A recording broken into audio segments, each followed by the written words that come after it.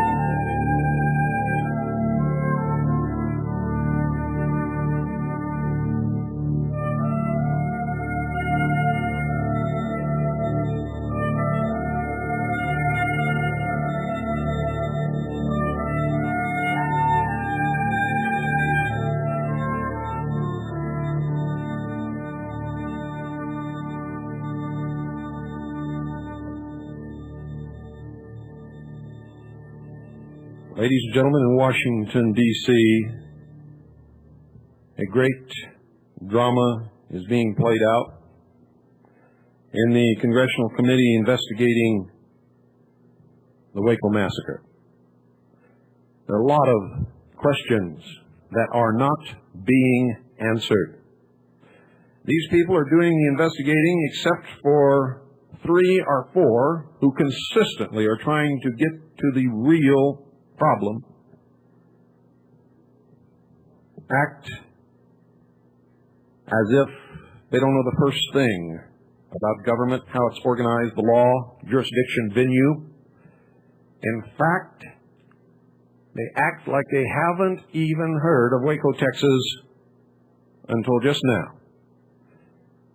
Despite the maneuvering, despite the backbiting and the charges that run back and forth of manipulating the committee, some congressmen are asking the right questions, or at least some of the right questions. And so far, everything that has been heard proves that the investigations done by the militias and the patriots in this nation were right on target. It is terrifying what is coming out. But what you're going to hear tonight is even more terrifying when you learn of the deception and the outright lies that have been worked against the American people. Tonight we're going to talk about the Bureau of Alcohol, Tobacco, and Firearms, its origin, what its authority is, what its justification for what it has done is, if any. We're also going to talk about the Internal Revenue Service, which according to all the documentation that we can find, is exactly the same organization as the Bureau of Alcohol, Tobacco, and Firearms. And tonight, we have the man who has done more to bring out this information through Freedom of Information Act requests. Welcome to the Hour of the Time, Mr. Bentson. And how are you tonight? Well, I can't wait to hear what you've got to say. Why don't you give us a little bit of background on yourself, how you got into this, and what led you up to what led you down the path that you've trod, and how you got to this point. If you'll do that, so that our listening audience will have a background in which to judge what they're going to hear later in this broadcast. And of course, folks, remember, you are not ever to listen to the Hour at a Time without a pad and pencil by your side. Listen to everyone, read everything, believe absolutely nothing unless you can prove it in your own research. And if you don't conduct the research, you keep your mouth shut because you haven't got the right to open it. The floor is yours, Wayne. All right, back in 1971, a man, an Arizona lawyer by the name of Rehnquist, was nominated to become a Supreme Court jurist. And he was opposed by certain senators, and he was also opposed by the Internal Revenue Service. They did not want him to become a justice on the Supreme Court. He was quite conservative and quite a good attorney and so forth. In order to prevent his confirmation, rumors were spread, which were all lies, by the way, that he was involved in crimes and the crime was said to be that he was deliberately preventing black people from voting at the 1962 election in Phoenix. And they actually named the precinct where all this took place. There are two things wrong with their lies. One, there was never a crime committed down there except people coming in to vote a second time. Basically, Mexican nationals were voting names that hadn't voted yet and trying to get away with it. And they were being stopped pretty well. And the other is that Rehnquist never entered that precinct that day. He was never even, to my knowledge, even close to it. And I was, and I'd kept a written record of everybody that walked in and out of that precinct, and his name wasn't on it. So I was threatened by the so-called IRS, and I actually believed at one time, by the way, that that was their real name. Not to give my testimony to the FBI, which was then to go on to the Senate Judiciary Committee. And I gave him the testimony, offered the proof of his innocence, and he was confirmed, as everybody knows, as a justice. Then in 1985, he was nominated to become Chief Justice, and the same lies and allegations were spread through the news media again. And for a second time, I took my story and gave it to the Senate Judiciary Committee, and for a second time he was cleared and became Chief Justice. But what happened after that, that occurred the first time in 1971. Nothing happened for a while, and then the winter of 72, February, I received a letter from this gal from the IRS, and she wanted to audit me. Being new to this and knowing almost nothing about it, I actually believed in the superstition that this thing called the Internal Revenue Service could actually audit members of the public, which they're not authorized to do, but everybody thinks so. So I did a minimal audit, and only those things which they had requested by letter. Had a lot of fun with her. I moved up into the mountains of Arizona where it's quite cold. This was February. The house was cooled with a wood-burning stove. No one had been home all day, therefore the house was cold. I sat her down by a window and opened it, and it was snowing outside. So she bundled up, got upset. I wouldn't let her plug in her adding machine.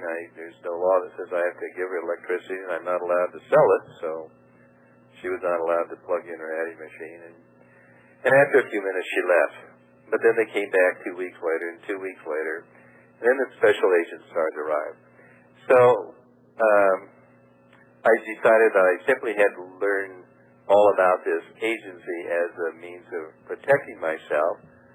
So I began to do so, and my first study was with the Freedom of Information Act, which had been passed in 1965. And I had used it once or twice in the late 60s, about 1969, 70, something like that. And so when some special agents showed up, I thought, well, this will be a good time to try it again. So as I was making notes about the special agents, how they were dressed and how tall they were, their names, and their ID and so forth, they ran out of the office. They got scared and ran away. And all I did was just ask for, wrote down information about them. And then I filed a request for their report. It was first denied. I went to court, sued them in the district court court awarded me a copy of their report. It said I had threatened them, but here's the strange thing. They actually put in the report that my threat was by making notes on a yellow pad, which indicates paranoia apparently is one of the prerequisites for becoming a special agent. Not much intelligence is required, but paranoia seems to be. Well, for what I've learned from my own studies and from the studies of others, they really should be paranoid, shouldn't they? Oh yeah, it's not all paranoia, but some of it is. So as you go through all this, you learn that everything we thought we knew about this so-called IRS and so forth and BATF. By the way, there was no BATF until 1972, and so everything we thought we know, by the way, is all wrong. You cannot name anything that you think you know about the agency that's correct. For example, Congress never created the ATF.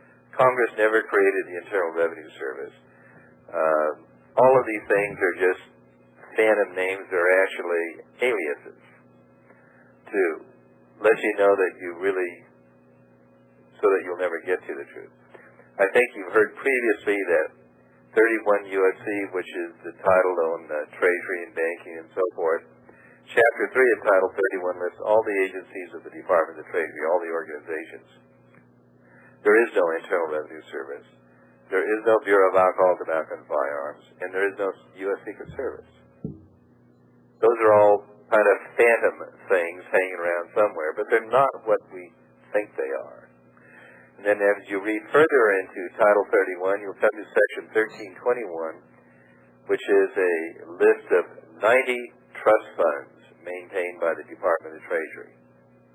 Trust fund number 2 is the Philippine Trust Fund, and the actual name of the Philippine Trust Fund is Internal Revenue, written in lowercase letters. So when you read Internal Revenue in lowercase letters, you're talking about alcohol taxes in the Philippines. And that goes all the way back to like 1906, I think, something like that. Then you go on, Trust Fund number 62 is the Puerto Rican Trust Fund, and that's written Internal Revenue in capital letters, first letter capitalized. So if you're reading in a law or regulation about internal revenue and it's capitalized, then you know you're talking about the the Puerto Rican Trust Fund. And what happened, how most of this got started after the Philippines, and none of the taxes really have anything to do with the 16th Amendment. The Supreme Court ruled that the 16th Amendment did nothing more than permit the government to tax non-resident aliens in the Philippines. As far as I'm concerned, you can go tax all the non-resident aliens in the Philippines you want to. What do I care? But basically that meant Japanese, specifically, who would travel from Japan to the Philippines, make a lot of money, and then go home. But what happened, there was a Federal Alcohol Act passed in the mid-30s, and that act went to the Supreme Court, and that Federal Alcohol Act was actually a part of the National Industrial Reconstruction Act, and all of those laws that Roosevelt jammed through Congress to supposedly rehabilitate the country. And the Federal Alcohol Act was one of those rehabilitation or Reconstruction Acts. And the Supreme Court struck the Federal Alcohol Act down. And so it was transferred to the Bureau of Internal Revenue, which was actually the Philippine taxing agency. And that is now called, by the way, the Internal Revenue Service. The Bureau of Internal Revenue, which got a new name and adopted the term Internal Revenue Service in 1953. And in 1972, they split off the so-called Bureau of Alcohol, Tobacco, and Firearms from the Internal Revenue Service. But it really wasn't a split. It just meant that this term over here, BATF, was going to perform certain functions about the alcohol taxes, and the IRS was going to do their function about the alcohol taxes. And within the Bureau of Alcohol, Tobacco, and Firearms, when it was formed in 1972, there was an agency called Director, Alcohol, Tobacco, and Firearms Division. And then that division adopted the term Internal Revenue Service in 1975. So everything you think that is alcohol, tobacco, and firearms belongs to BATF. The answer is no. And it's such a jumbled mess. I'm sure it's very, very difficult to figure out what goes to anything. But in Title 26, which people believe is administered by the so-called IRS, very little of it is administered by the, quote, IRS, or the Commissioner of Internal Revenue.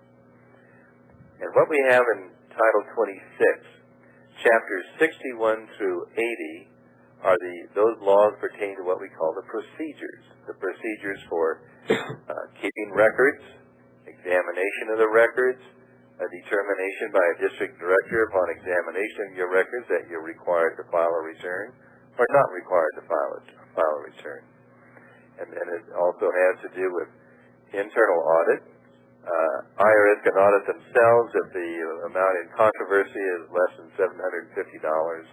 Over that, the audit must be conducted by the Inspector General. They don't even let IRS do much of an audit on themselves. $750 is pretty small change, organization like that. All right. Then in also Chapter 61 through 80, you have filing requirements, record keeping, examination, assessment. After assessment, you have how to pay, you have tax court, you have criminal investigation, you have and prosecution. But all of that is delegated not to the IRS, not even to the term Internal Revenue Service. That's all delegated to the one called the Bureau of Alcohol, Tobacco, and Firearms in Puerto Rico. Understand, BATF is a Puerto Rican tax agency. It's not a tax agency in this country unless they are chasing down a Puerto Rican product on which the tax has not been paid. For example, if someone bootlegged in the Puerto Rican rum and didn't pay the tax, the so-called BATF could chase it down and collect the tax.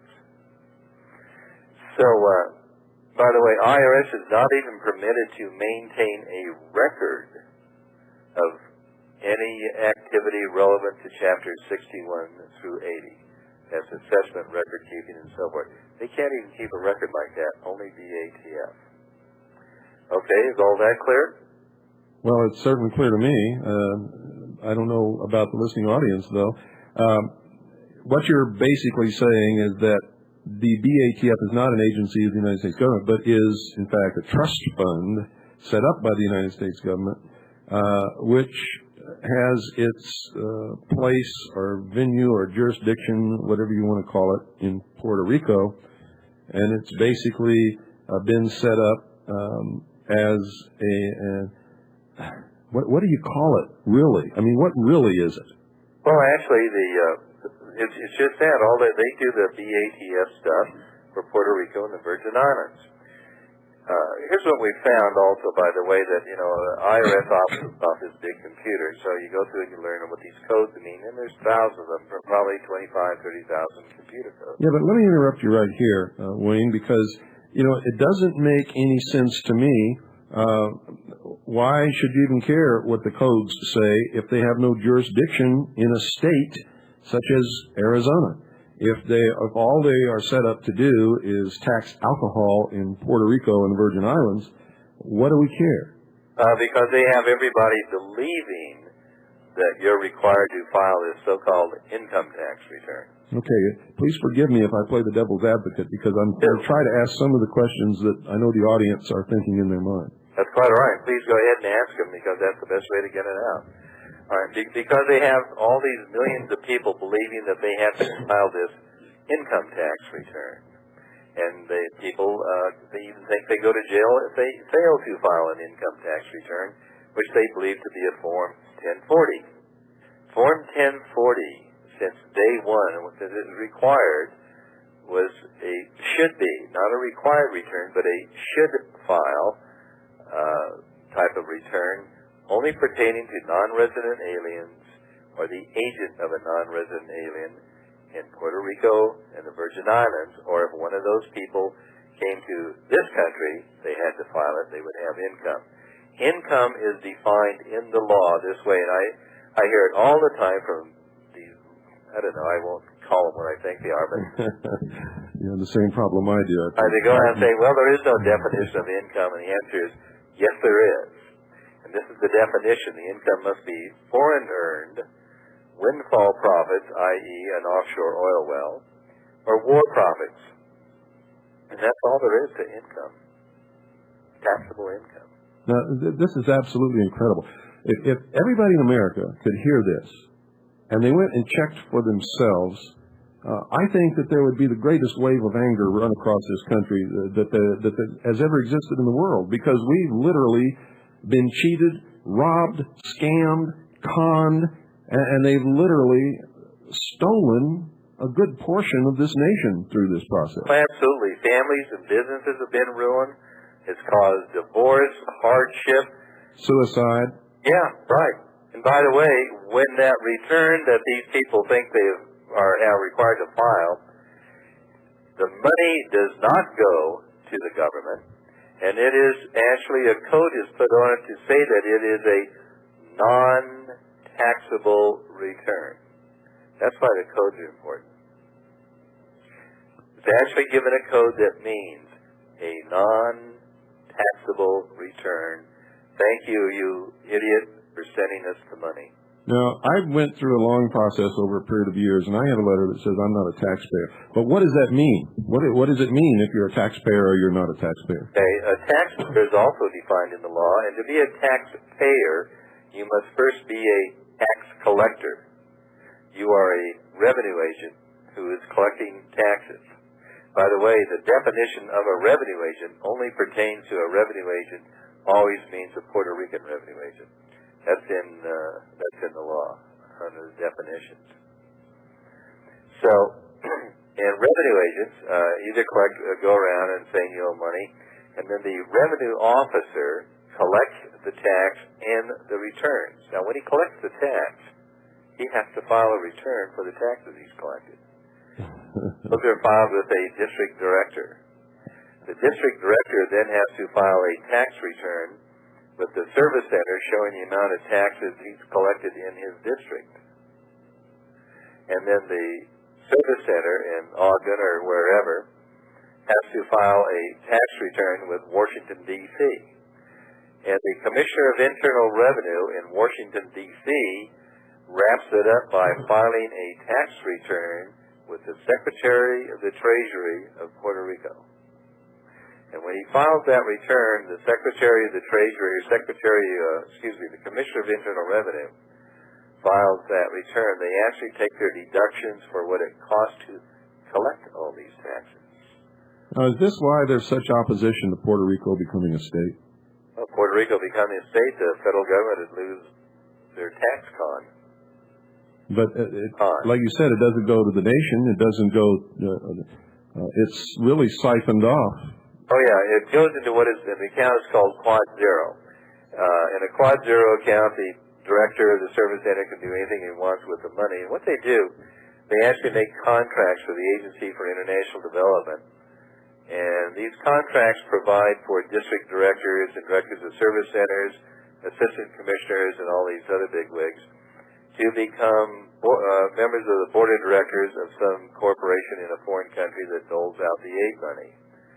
You'd be surprised the number of Learjets it takes to keep them, where they can fly in for a meeting and so forth. They go through billions on this, but the money really never gets to help anybody in the country. It's all siphoned off by these bureaucratic crooks. I mean, let's get to the bottom of it. That's all they are. Well, we've always been aware of that, but if they understand that this is a scam, why do they file these returns? Oh, they have to file certain legitimate returns because there are legitimate taxes, and those are called tax class 6 or non-master file returns, and those taxes actually do get to the Treasury of the federal government. So what is that? I mean, and who levies it, and who's responsible for filing it and paying it?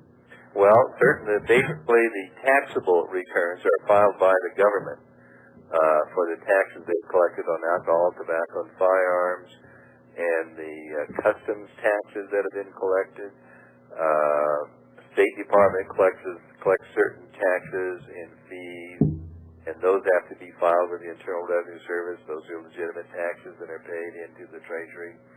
All the custom taxes that are collected, of course, go into the Treasury. So there are real legitimate taxes. But these so-called 1040 taxes, that's nothing more than a scam. Although there probably is a very, very small percentage of what we call 1040 taxes where the money literally gets to the government. But we're probably talking like one return out of a million or at least several 100,000. And none of these are returns or taxes that the people are required to pay. No, there is nothing for them to pay. It's just that everybody believes that they, quote, have income. We don't. Say that again. Everybody believes... No, back up. There's nothing for... There's nothing for these people to file and pay on, no. There you go. Okay. The issue is they don't... If they had taxable income, then there would be a return to file. Mm-hmm. But... I don't know anybody with an offshore oil well. I don't either. If I had one, I'd have to file the tax. I'd explain to them, if you'll get me the offshore oil well, I'll pay your tax. So then, go screw yourself. And what do they say to you? They just walk away. Because they know I don't have an offshore oil well, they know I don't have foreign earned income, and they know I don't have war profits. Now, all these taxes, like for estates and trusts and so forth, all of that comes under war profits. Say that again now? The income from estates and trusts. Yeah. Okay, that income, they say, well, if you have a trust or an estate or whatever, you have to pay these taxes. But that all comes under the so-called war profits tax. You mean if you have a trust, you have to pay these taxes? Well, people think so. And IRS wants to make you think so. But what it has to be is a trust maintained by the federal government for people in the military and other things. For example, one of the trust funds that pays a tax is like for Marine pay or something. Okay, or Marines that were killed in duty, and there's a certain trust fund for their insurance. So the only trusts that do have to pay a tax and file a return are trusts owned by the United States government. Right. And there's 90 of them that they own. And I know that they have to file a return because I asked for a copy of the return, and the IRS said, no, you can't have a copy of those returns. Now, have you ever seen a copy of the delegation of authority for the Internal Revenue Service? Oh, yeah, I have all of them. And what does it say? Well, you'd be surprised. There's a whole book of them, by the way. They're not just a single delegation. It starts with number 4 for summonses. And by the way, summonses are all relevant only to a tax treaty in what they call the Caribbean Basin Tax Treaty. In other words, Puerto Rico, Virgin Islands, Jamaica, and so forth.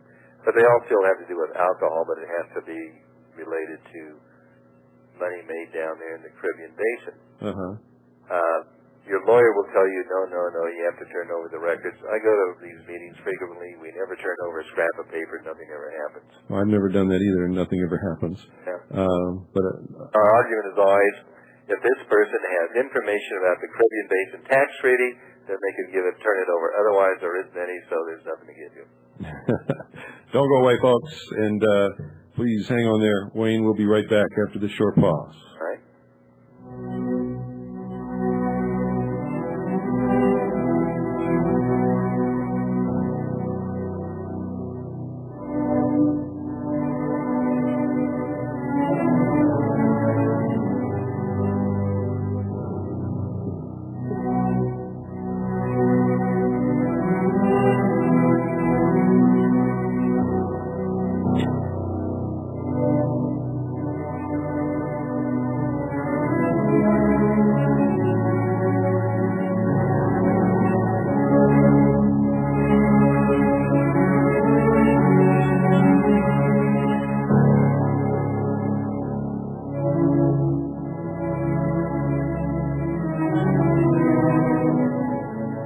Absolutely incredible what you're hearing tonight and what you've always heard on the Hour of the Time. We bring you the facts. We give you the references. We tell you not to believe us. Go out and check it for yourself. And those who do are amazed. Those who don't continue to be puppets for the rest of their life. This is the most exciting time in the history of the world to be alive.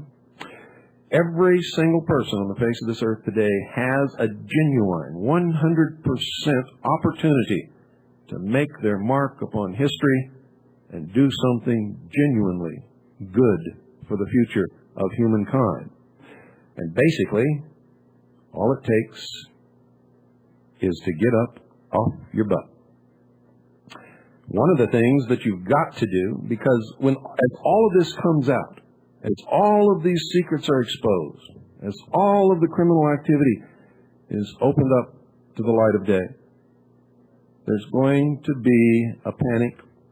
There's going to be an attempt to regain control by those who have the power. One of the best ways to do it, in the way that I've been warning you since I began my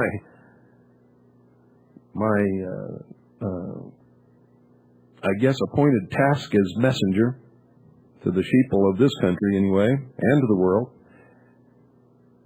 is to take down the economy. You see, people who are hungry, we have to understand something, folks. What we're using as money today is not money. It's not currency. It isn't even notes.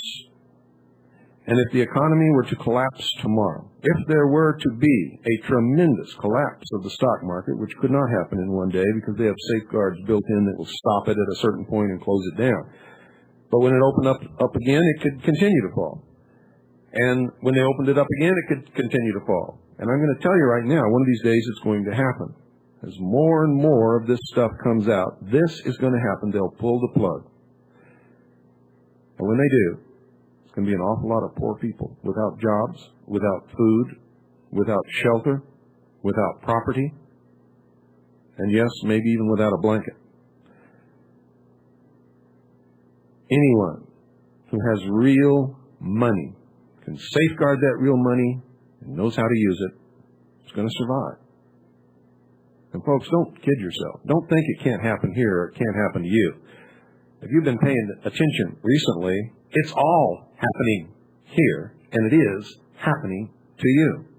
And if you've been paying attention to the Waco hearings, and especially if you've been paying attention to Mr. Wayne Bentson tonight, you know that we're in deep, deep trouble. These people will not hesitate to do whatever it takes to maintain their power, their control, and their wealth. They want one world, totalitarian, socialist government. They want only two classes of people, the rulers and the ruled. For those of you who keep hiding in the closet because you're afraid you're going to get on somebody's list, let me set you straight right now. There's only one list, and you're already on it. You see, if you're not one of them, you're one of us. And if you're one of us, you're on the list. Fear is how they've been able to work this con throughout the years. And we're going to talk about that with Mr. Bentson when we get back to him. But right now, if you want to be one of the survivors, you'd better get your hands on some real money. You'd also better have some beans, bullets, and a good copy of whatever religious book that you believe in, because you're going to need a lot of spiritual sustenance to go along with the beans, bullets, and the money. Now, I'm not trying to scare anybody or panic anybody. I've been able to back up everything I've said on this broadcast since I started. And I maintain this statement. Anybody who can prove me wrong, I will go on the air and retract whatever statement I've made that's wrong. And I will tell you what we've discovered. Right now, you better call Swiss America Training and get your hands on some real money. Real gold and silver coin. Or bullion. Or any of the forms of precious metals that you so desire, just as long as you have at least some of your assets protected. It's important, folks. It is extremely important that you don't get caught with your pants down. Look around at the faces of your loved ones. If you can't honestly tell them to their face right now that you have done everything in your power to protect your assets so that they don't end up freezing in some ditch half full of water, then you must make this call. 1-800-289-2646, and do it now. 1-800-BUY-COIN.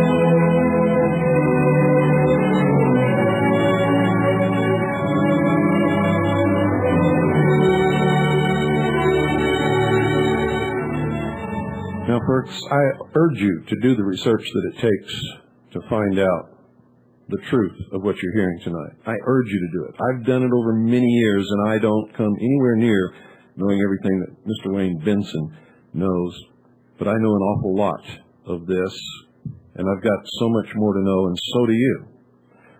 And if we're going to stop this scam, and if we're going to maintain our liberty, we've got to do what it takes. And what it takes is for you to get up off that couch, get down to your library, make Freedom of Information requests, study at federal depository libraries, and find out what the truth really is. Just a few of us aren't going to save the many, but the many can save us all, believe me. What do you think about that, Wayne? About people studying? About people going out and looking this stuff up and finding out what's what.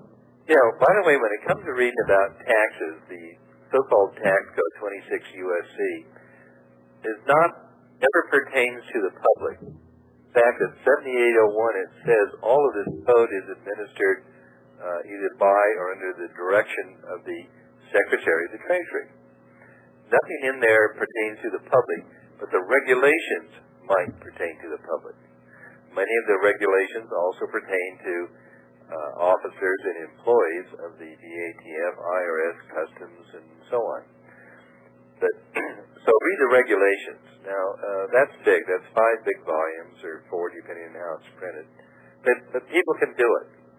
And what you do, you read it in the evening, you tab pages that need copying, then you make a subject matter file for all of these important subjects. Like anytime you come to the word assessment or 23C or audit, criminal investigation, prosecution, you make a file about that so you have all these references from the regulations about it. By the way, it's very interesting. There is no regulation pertaining to failure to file entitled in 26 CFR.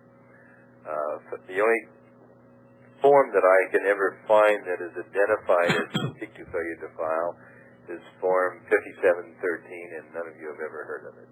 The truth is, you're in more trouble if you do file than if you don't. Well, not only that, but you're giving your money away and you're helping the enemy. That's correct. Now, people think it's the patriotic thing to do, file and pay their income taxes. These people have never paid income tax. Their form is coded non-taxable. The money is not tax, but it is scammed off and used for purposes that are detrimental to the 50 states. And so they're not doing us any good by filing, and certainly no good by paying, but most of them are afraid not to. Well, it's even worse than that, in my estimation, because the only reason that they're doing it is somebody told them to do it, and they really have no idea whether they're supposed to or not. Well, I've asked a lot of so-called experts, i.e. tax lawyers, tell me the filing requirement for a 1040. None of them have ever been able to show me a filing requirement. Even in criminal cases, we've asked revenue agents and revenue officers who are testifying to show us the filing requirement. None ever can. I know what the filing requirement is. I'll even tell you where it is. But the problem is you never file a return with the Internal Revenue Service. Any return that must be filed has to be filed with what is called the Director of International Operations. Let me give you the address for that. It's 26 CFR 1.6091. And there's all the filing requirements, but nothing is filed with the so-called Internal Revenue Service except a Internal Revenue Service, which is a little sub-function of this Director of International Operations, who collects collects excise taxes for Puerto Rico. Now, in light of all this, and knowing what happened in Waco, right? Well, Waco is just nothing. The government likes to kill people. First of all, I have nearly 500 pages, a report prepared by Secretary of the Treasury Bentson for the President. In that book, first of all, they admit they were wrong. The only purpose of this so-called raid was to serve a warrant on David Koresh. The guy serving the warrant had been into this so-called compound on several occasions, had become friends with Koresh, and got a hand in it to him anytime he wanted to. And Koresh, in fact, knew who he was, didn't he? Well, yes, he knew he was a BATF agent. And he never did anything to hurt him or threaten him or anything? No, the guy came and went frequently, went to the Bible studies and so on and so forth. But their so-called reason for doing this was to force him to accept this warrant. All they had to do was hand it to him. But instead they chose to basically assassinate, murder, kill, barbecue all those innocent people. And in fact, they had no right or authority to be there or to do any of the things that they were doing. No, because Koresh had not violated any kind of a federal law. And he didn't own any offshore oil wells. Nope. And he wasn't bringing in rum from Puerto Rico or the Virgin Islands. Nope. And he wasn't smuggling in arms from Puerto Rico or the Virgin Islands. Oh, and they said, well, they thought he had illegal arms. But you and I cannot own an illegal arm unless it was imported from Puerto Rico. The tax not paid. That's the only thing that would make it illegal. You and I can own a 20-millimeter automatic machine gun cannon if we want. And some people do. I understand, but they're not illegal. If you don't have a tax or license on it, it's okay. It's not illegal because every permit, either for a federal firearms license or every permit for a so-called machine gun, comes from the Secretary of the Treasury of Puerto Rico. You tell me why anybody in this country has to get a permit from the Secretary of the Treasury of Puerto Rico. Now, why is it that nobody ever reads these things? Because nobody ever reads the law. I've never read. I've talked to a few firearms dealers. They have never read Title 27 or 27 CFR in their life. It's worse than that. They've never read their FFL. They've never read that.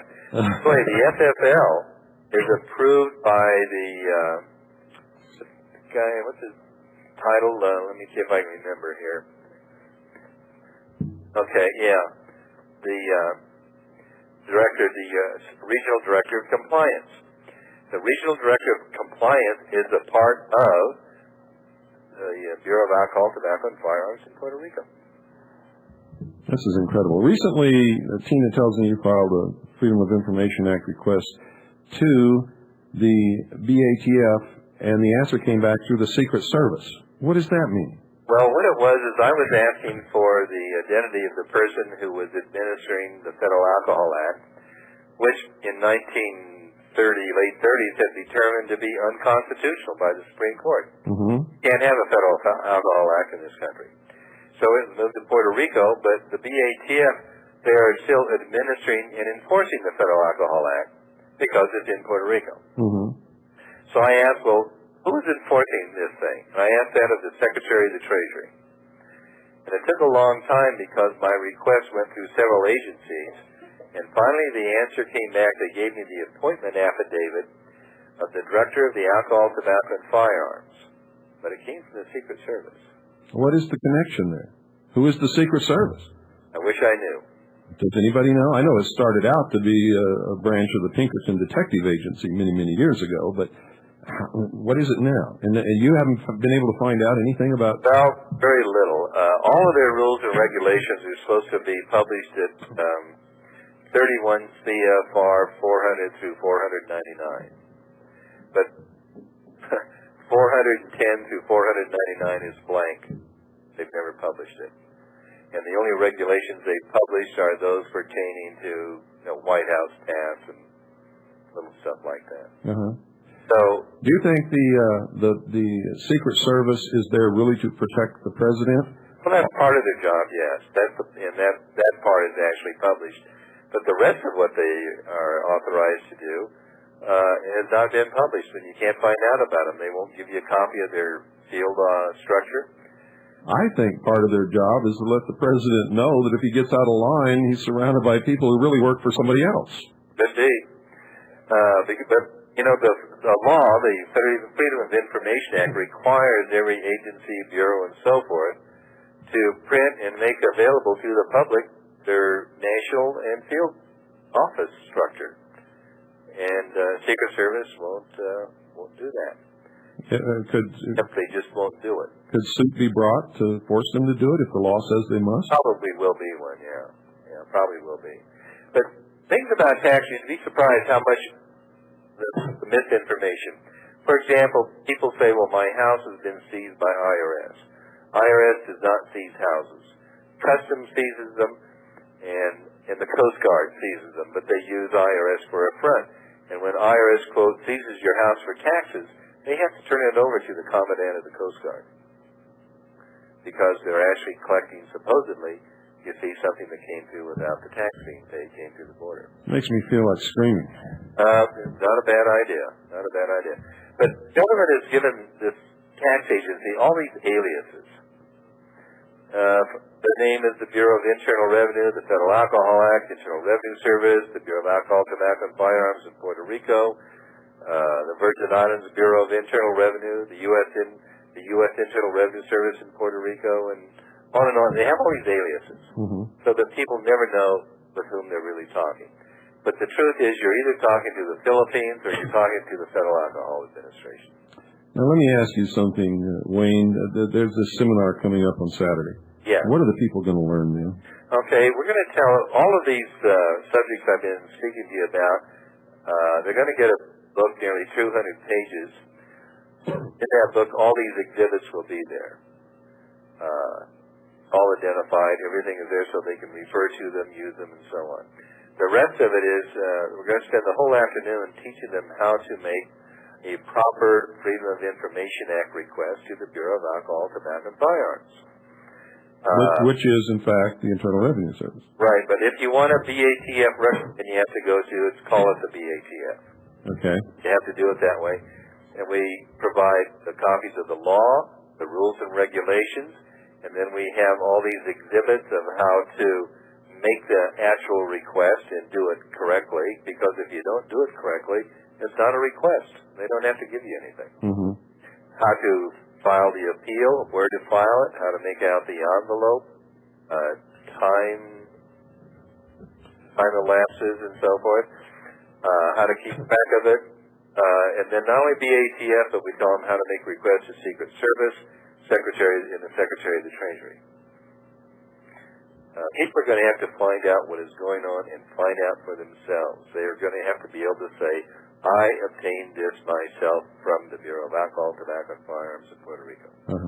Now, if they do all of this, and if they know the right thing to say at the right time, they don't ever have to file or pay this phony tax to this phony baloney bureau ever again.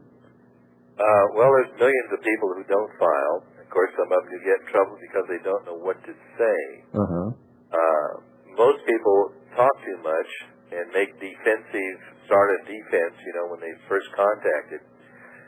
Actually, the first criminal contact will be a letter, and that letter will make you think they're looking for a Form 1040, but they don't have any letters asking you to file a Form 1040. Letters generally are asking you to file Form 8288, which is a backup withholding form when you import narcotics into the Virgin Islands. You have to withhold 20% of the purchase price and pay it to the Commissioner of Narcotics. And many of the letters are asking for that form, except they all ask in code, as in called a CP code or computer paragraph. And on the letter, people read the English, get all excited, the English verbiage. But the real letter will be in, there'll be a code somewhere that says CP 515, for example. All right. The letter is in 515, not what they read in front of them.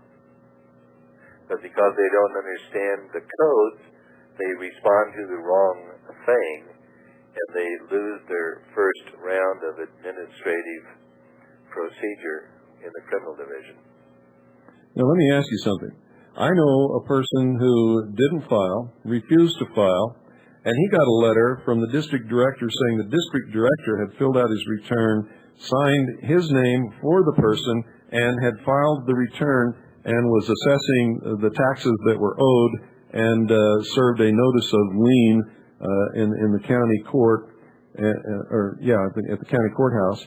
And now this person who never even filed a return or signed anything is having a notice of liens put against him, which are not liens at all. We know that. For returns that were filled out and signed by the district director of the Internal Revenue. Okay. Without knowing that return, I've seen this situation several times. Let me tell you what I know about them in general. One, the return was filled out and assessed for a zero amount. It was also posted as a non-taxable return, and it was posted as a Virgin Islands return. But there was no assessment because the IRS cannot make assessments. Only BATF can make an assessment. But they're going to take his property. Only because he doesn't know how to defend himself. Okay, that's the point I wanted to get to, and I hope you're all listening out there. You should be at this seminar Saturday, July 29th from 9:30 a.m. to 5 p.m. You can bet your boots I'm going to be there because this man, Mr. Wayne Bentson, has an awful lot that I want to learn.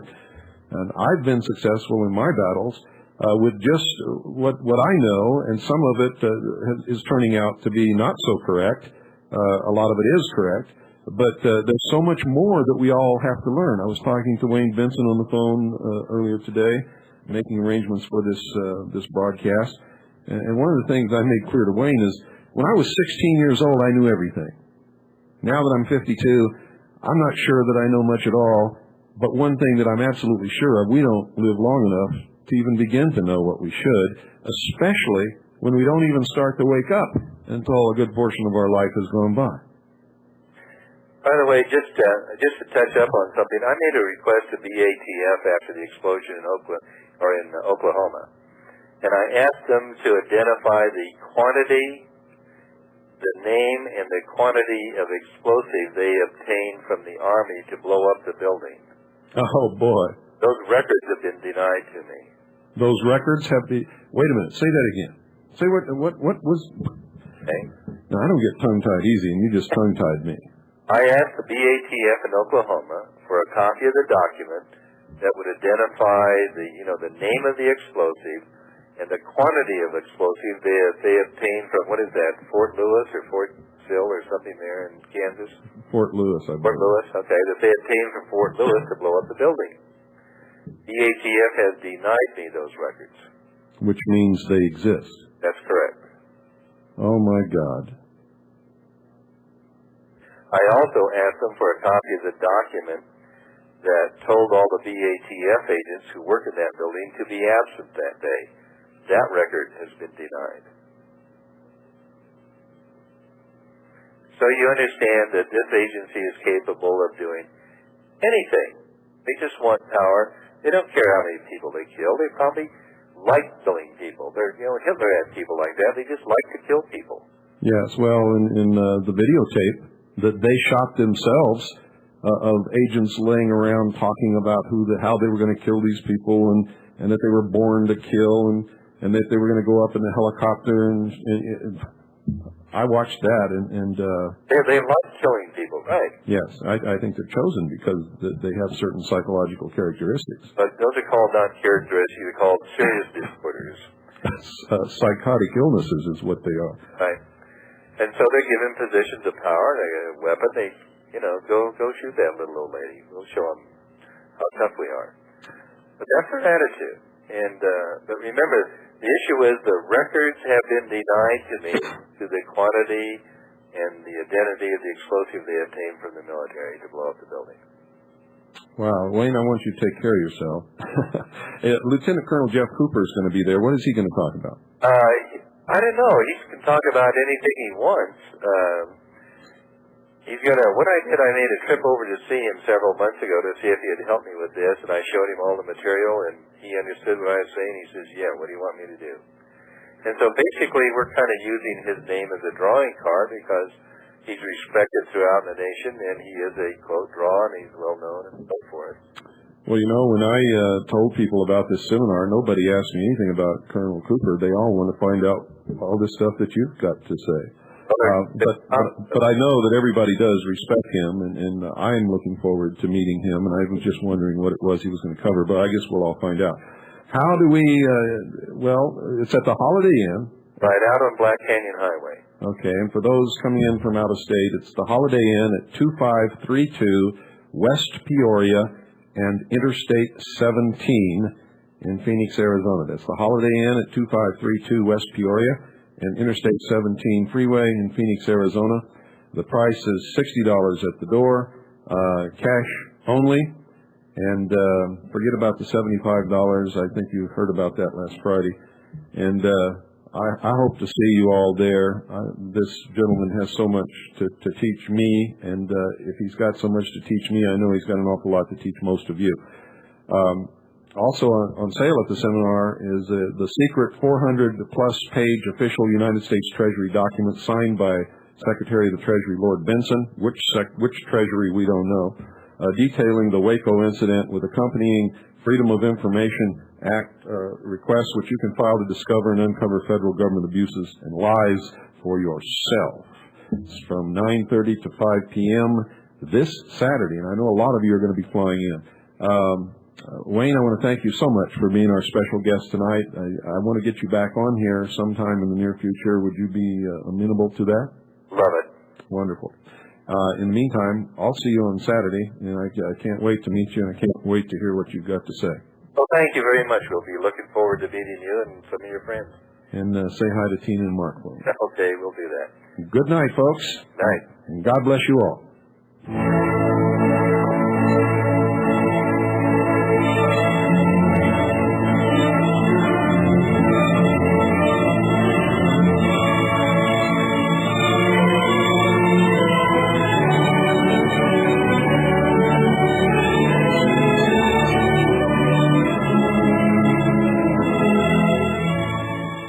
Now you know why President Roosevelt said there's nothing to fear but fear itself. And that's the truth. That's what's held everyone in bondage all these years. That's why you're filing and paying what you don't have to file and pay. That's why you shake in your boots every time somebody sneers in your direction. Stop it now.